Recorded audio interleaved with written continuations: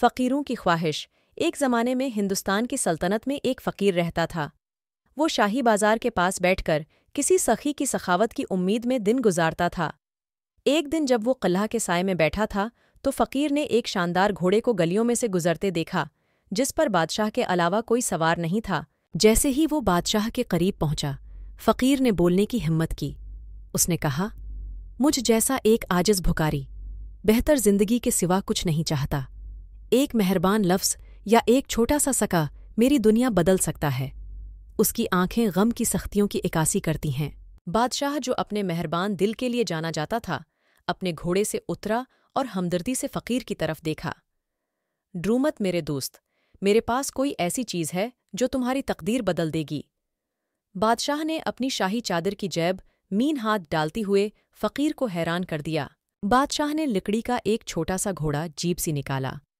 بادشاہ نے گھوڑا فقیر کے حوالے کرتے ہوئے کہا، یہ کوئی عام چیز نہیں ہے، اس میں حقیقی خواہش کو پورا کرنے کی طاقت ہے۔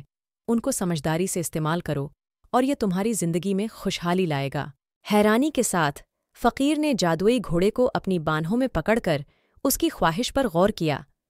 اس نے فیصلہ کیا کہ وہ پوری سلطنت کی خوشحالی کی خواہش کرے گا۔ اس دن جیسے ہی فقیر نے لکڑی کا گھوڑا لیا اور آنکھیں بند کر لیں، اس نے اپنے دل کی خواہش پوری کی۔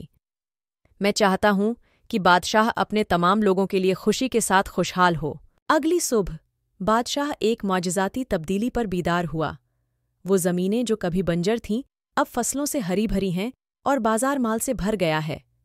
بادشاہ کے لوگوں نے ایک نئی خوشحالی کا تجربہ کیا اور سستی کی بے لوث خواہش کا اظہار کیا۔ تبدیلی سے حیران بادشاہ نے اظہار تشکر کے لیے فقیر سے رابطہ کیا۔ آپ کی سخاوت نے بادشاہ کے دلوں کو چھو لیا ہے۔ بادشاہ نے دیکھا کہ ایک عاجز بھکاری پوری سلطنت کی تقدیر بدل سکتا ہے۔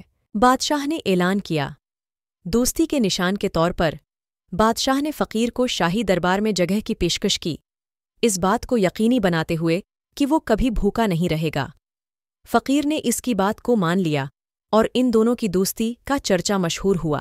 لکڑی کا جادوئی گھوڑا اپنے مقصد کو پورا کرنے کے بعد فقیر پوری بادشاہی میں امید کی علامت بن گیا۔ فقیر، بادشاہ اور گھوڑے کی کہانی ایک محبوب کہانی بن گئی جو نسل در نسل منتقل ہوتی چلی گئی۔